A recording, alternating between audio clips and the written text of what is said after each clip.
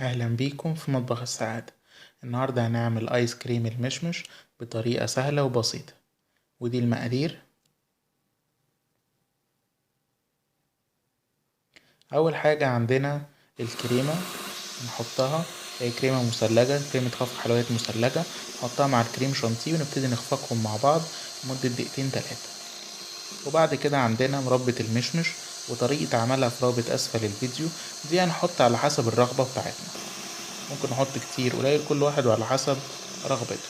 وهنخفقهم مع بعض برضو لمدة دقيقتين او 3 تاني.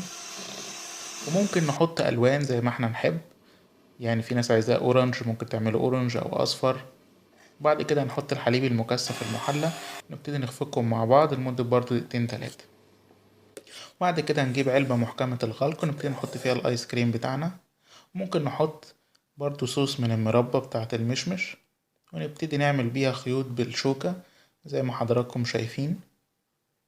وبعد كده هنقفلها كويس وندخلها الفريزر، يعني المدة من 6 ساعات ل8 ساعات، يعني مش أقل من كده.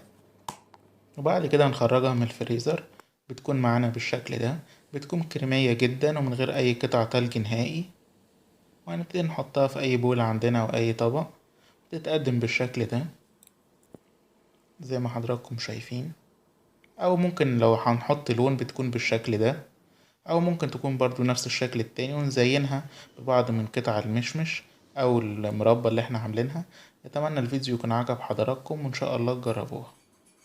بتمنى الفيديو يكون عجب حضراتكم، ولو عجبكم ما تنسوش لايك على الفيديو واشتراك في القناة، وممكن تتابعونا على مواقع التواصل موجودة امام حضراتكم.